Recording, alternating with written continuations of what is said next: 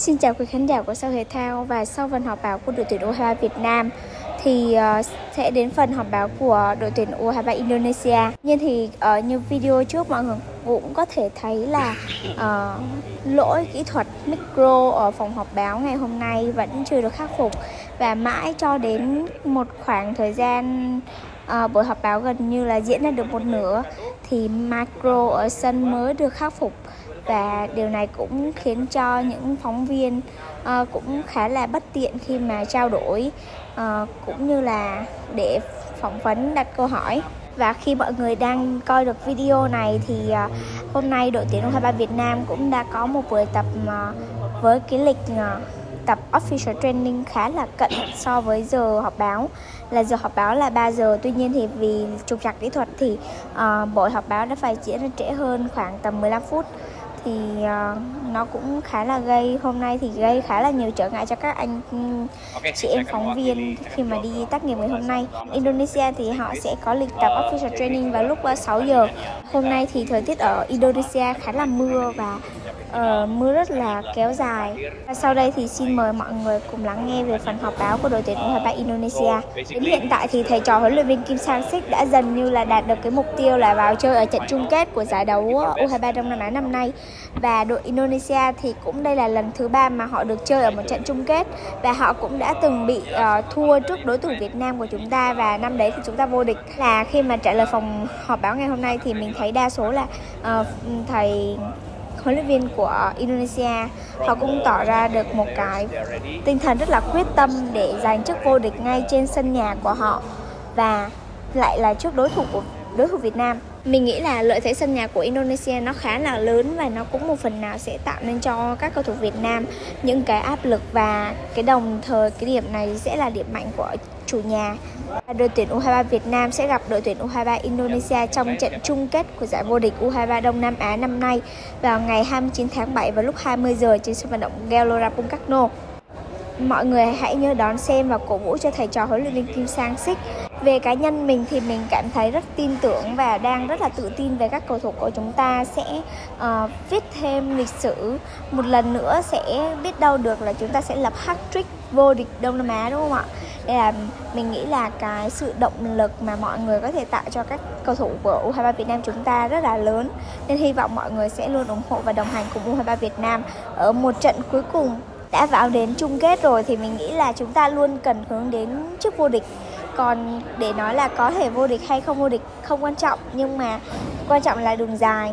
Nhưng mà đã đến vào cái khoảnh khắc này rồi thì mình nghĩ là nếu được thì rất mong mọi người sẽ luôn cổ vũ và cùng luôn cho các cầu thủ U23 Việt Nam một cái động lực to lớn. Và mình tin là cái sức mạnh của người Việt Nam khi mà các cầu thủ sẽ luôn chiến đấu hết mình vì màu cờ sắc áo thì sẽ đạt được một cái thành quả tốt. Và chúc cho thầy trò huấn luyện viên Kim Sang-sik sẽ đạt được cái mục tiêu và cái sứ mệnh bảo vệ ngôi vương của chính mình ở giải năm nay.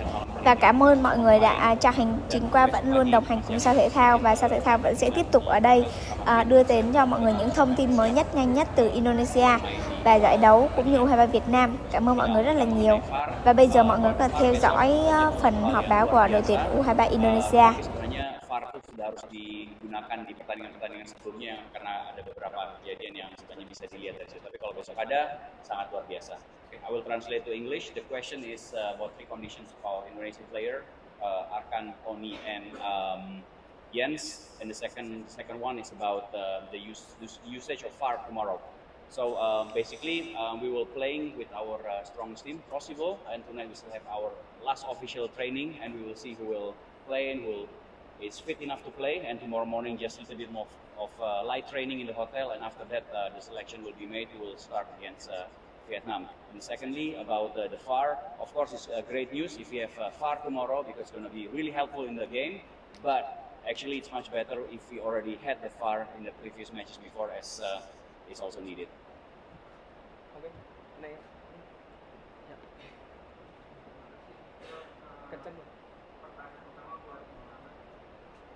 Terakhir juara di GBK itu 38 tahun lalu, di 87. Lebih banyak kasusnya kalau final di GBK. Bagaimana pemain menyikapi laga final yang lebih banyak gagalnya di GBK, terus buat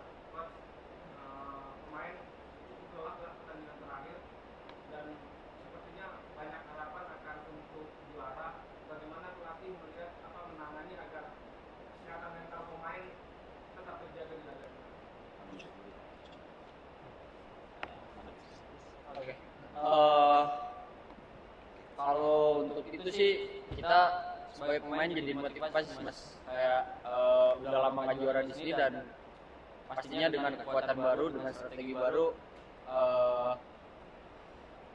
kegagalan yang udah lama terjadi itu pasti jadi motivasi kita buat bikin berhasil jadi juara di sini untuk tahun sekarang. Okay. The question is, the last time Indonesia won in the Stadium Gelora Bung Karno is 38 years ago, so it's been a while. The question is to the players, to Ahmad, is how does he feel about it, and how does the players feel about it? As in a few of the finals before in GBK, Indonesia lost the game, so how does he see that? So as for him, he said that well, we are ready to give what we can, and of course it's a motivation that we need to break the deadlock and win it tomorrow and give our best to it. The question to coach, it was a difficult game against Thailand in semi-final, and we had 20 minutes. And how do you prepare the recovery and the mental of the players so they are ready in the final tomorrow? Ik denk dat de spelers sowieso fit zijn. Ik bedoel, we komen natuurlijk vanuit de vakantie. We hebben vakantie gehad. Dus dat is heel belangrijk. En ja, nu focussen we ons gewoon op deze wedstrijd en om zo goed mogelijk te gaan spelen. Oke, adalah yang kedua kepada Coach Gerald. It was a tough match against Thailand semi-final. It's a long game. And how does he prepare the recovery and also the mental of the players to play tomorrow? So he said that the players are fit. They are here to train even before the tournament start. They finished the league earlier and they were on a holiday, so they can recover a little bit and they train very good to get to the final. And that's what we are here for in the final. And they are fit and they are ready to play tomorrow. Dat is natuurlijk een heel groot verschil met bijvoorbeeld Vietnam, hè, die 2 maanden in trainingskamp zijn geweest. And of course, it is kind of different with Vietnam, where they've been in training camp for 2 months, but there's a difference, but we are fit too. Okay, next, please. Continue. Di Piala AFF edisi terakhir Indonesia kalah dengan Vietnam di final dengan penalti. Dan jelas sebelum lawan Thailand kemarin, bos menyinggung tidak menyalahkan sesi latihan adu penalti. Dan sekarang ketemu lagi dengan Vietnam di final, apakah bos menyiapkan strategi atau latihan menyiapkan jaga-jaga apabila penalti? Okay, the questions for Coach Gerald is that the last time we played against Vietnam in the final, we lost with penalty. And you remember that you mentioned that you didn't prepare the squad for a penalty kick out against Thailand. So in the final now, are you gonna reverse and prepare the team for? Nou, je ziet het, hè, als je het niet doet, dan win je toernooi, dan kan je winnen. Als je het niet doet, dan win je. Nee. Kijk, als je penalties moet nemen, dan is het altijd een loterij. En ik denk gewoon dat eigenlijk gaat het er alleen maar om hoe je mentaal erin staat. En ik denk dat wij hebben laten zien dat wij op dit moment gewoon mentaal goed zijn. En ik bedoel, het is ook een geluksfactor, hè. Ik bedoel, je moet een beetje geluk hebben en ja, dat hadden wij. Jadi saya pertama di bahasa Indonesia terlebih dahulu. Jawabannya sama seperti yang kemarin, kita mau menang dalam 90 menit.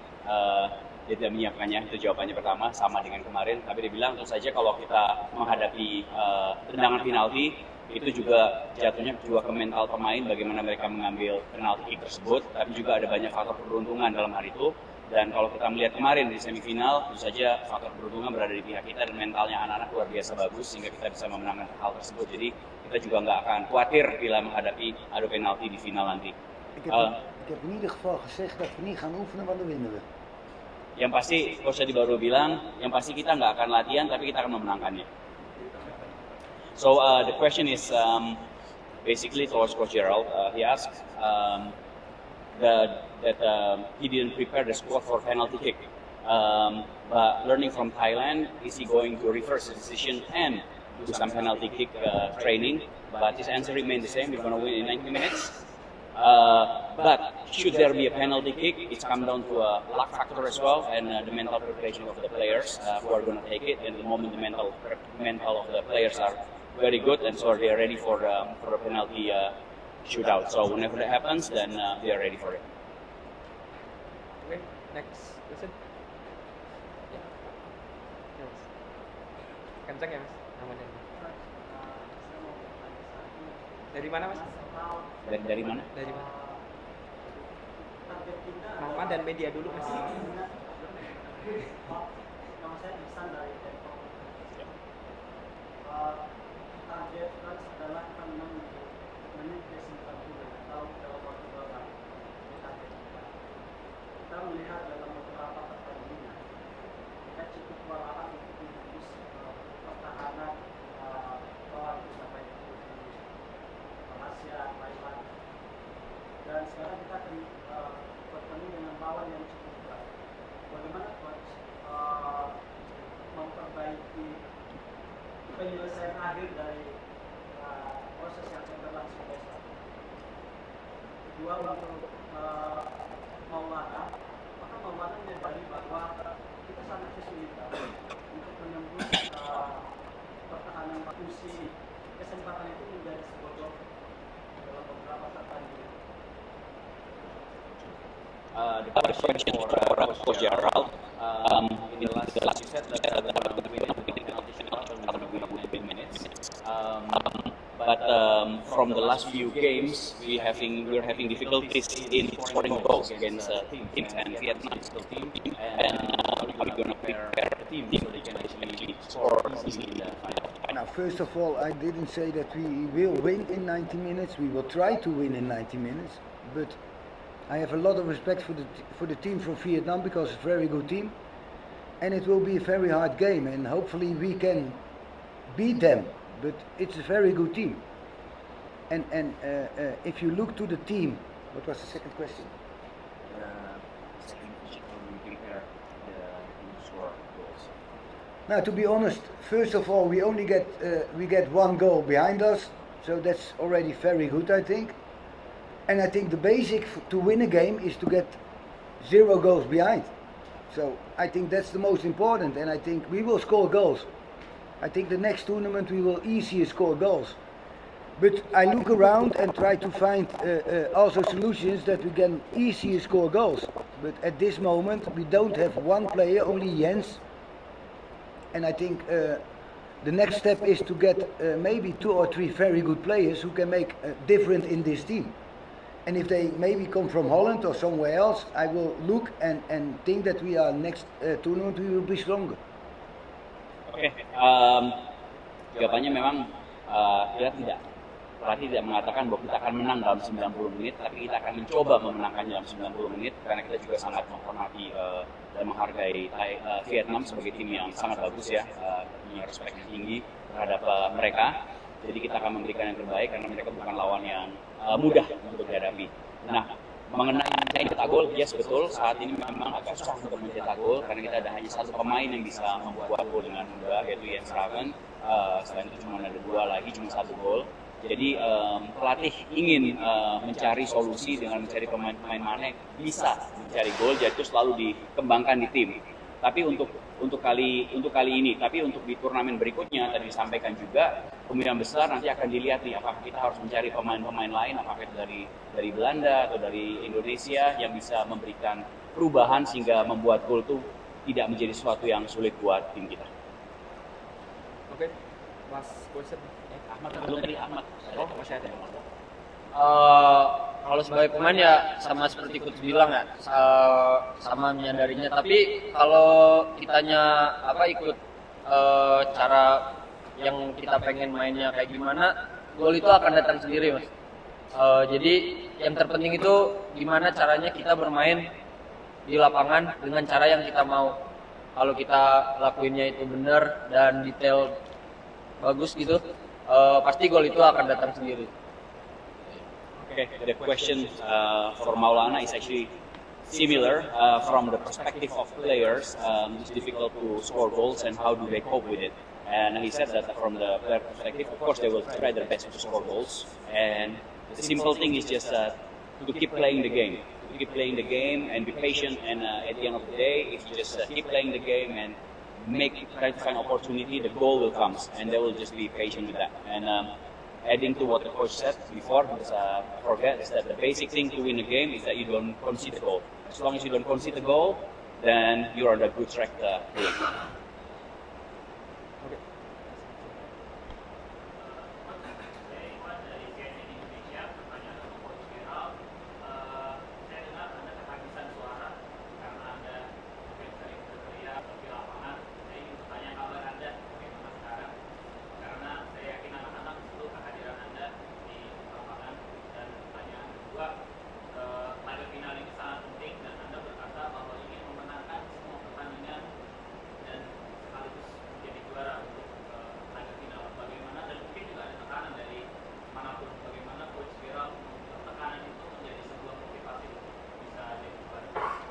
Okay, there are two questions for Coach Gerald. The first one is he's actually asking how you are because he heard that you lost your voice and then having difficulties then to speak in the last games, and then he realized that the players need you to give them coaching, instruction, and so on. And how do you cope with it? And the second thing is that oh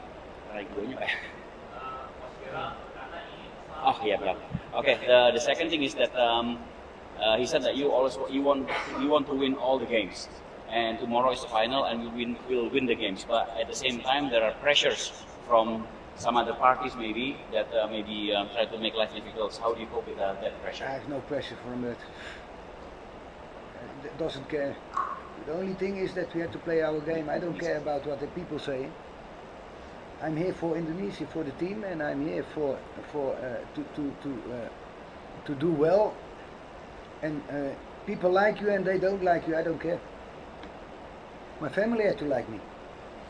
That's important. Oke, mic-nya udah bisa ya. Ya jawabannya sebenarnya tekanan yang ada, dia nggak terlalu memperdulikan tekanan yang muncul dengan ada tekanan yang ada. Dia akan fokus pada tim, memberikan terbaik di situ. Kalaupun ada orang-orang yang nggak suka dengan dia nggak masalah. Yang ini keluarganya suka dengan dia. Jadi dia akan memberikan sesuatu terbaik.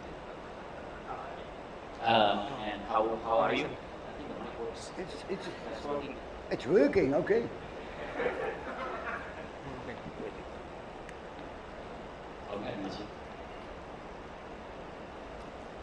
Itu aja. This one works. Maybe they do this because my voice was going. No, I think that is going well, you know. And I cannot shout, that's right, but the players are good enough to do themselves. I believe in that, and if they need me, I'm there, and hopefully they can do it without the coaching. So we will see. Oke, dia sangat simpel, suaranya memang hilang, tapi paling nggak dia nggak perlu berteriak-teriak kalau memberikan instruksi. Pemain-pemain di situ mereka tahu apa yang harus dilakukan, jadi itu udah oke. Dan kalau mau ingin berbicara seperti biasa juga aman. And the players also don't like me. Oke. Ya, Saya kegiatan dari ketika saya minta penegasan dari Coach Gerald, apakah Mavens, Tony dan Dewasa dan Arkan Fikri bisa dimainkan untuk laga final besok? Bisa dimainkan? Okay, the question for Coach Gerald is that he just wanna know for lasting for you to make sure whether Arkan, Tony, and Jens are available to play tomorrow. Pindah. I hope so. I don't know. They are at this moment. It looks good, but especially with Arkan, I will really take care of because I think it's a young player, and I think it's more important that he's fit, also in the future, than to play this game. And I know that's an important game, but I also always look to the health of the player. And I think if he needs longer time, I give him longer time. Also when we lose the game, because I think the first thing is that we look about players, and I think that's my job. You know, I want to play, I want to win, but not overall.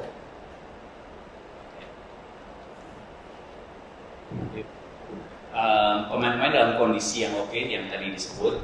Kalau membicarakan Arkan secara spesifik, dia pemain yang sangat baik, tapi memang harus sangat berhati-hati dengan Arkan, karena yang penting sekarang bukan hanya pertandingan ini, tapi untuk melihat ke depan dari kondisi dia, karena Arkan adalah pemain yang masih muda ya. Jadi ini memang suatu partai penting, bilang gue pengen main, gue pengen memberikan terbaik, gue bisa, tetapi terkadang memang harus sedikit bertanggung jawab, memberikan perhatian yang lebih kepada pemain karena karirnya masih panjang. Jadi itu juga sesuatu yang dipertimbangkan dan jauh lebih penting buat seorang pemain seperti Arkan. Và đến đây thì xin cảm ơn mọi người đã quan tâm và theo dõi video của Sao Thể Thao. Hẹn gặp lại mọi người trên những video tiếp theo.